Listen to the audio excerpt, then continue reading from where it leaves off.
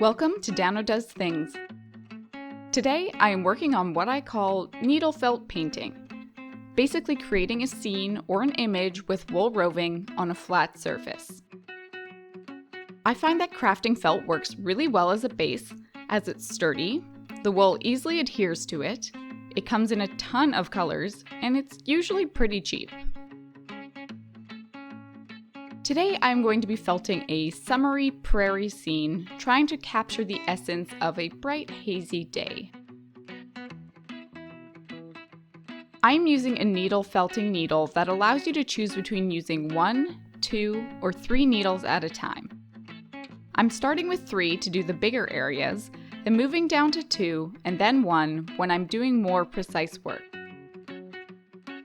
Of course, you can just use a single needle for the whole thing if that's all you have. The larger areas will just take a little bit longer to felt.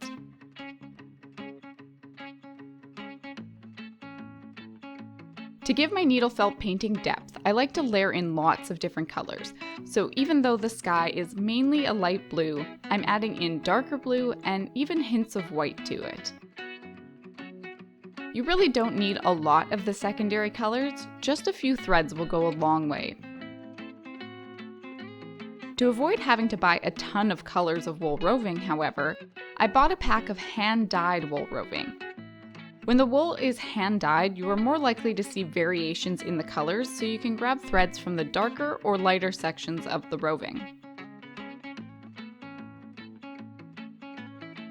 For places where I want the colors more defined, instead of just laying the threads down as they are, I like to pull them taut before I lay them down and then keep some tension on them with my finger while I start felting them down. I would advise using a thimble when you're holding the threads down to felt, and I would also advise not absent-mindedly using your not thimbled finger to hold down the threads. Don't worry about having your threads hanging over the edge of your felting surface. In my opinion, it's better to be able to cover the felting surface right to the edge and trim off the excess wool roving later with a pair of sharp scissors.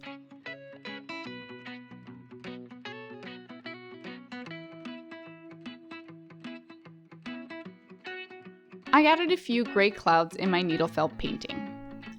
Though I could have left the sky clear, I have a bit of a weird obsession with trying to mimic clouds in different art forms.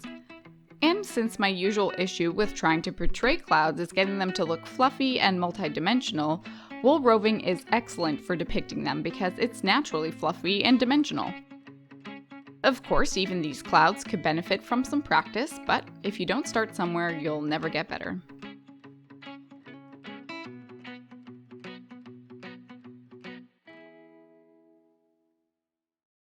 Using a single needle now, I like to clean up the edges between the colors. For the little flowers in the field, I am using the teeny tiniest amount of wool roving. As I said before, a little does really go a long way. And if you just want the color to be in one specific little area, place your roving and just push your needle in at the one point you want the color to be. The threads will get pushed in and gather in the spot you place your needle.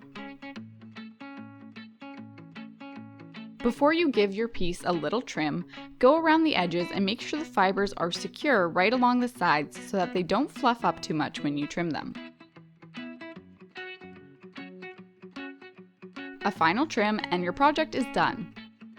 Ready to be displayed, framed, or made into a note card.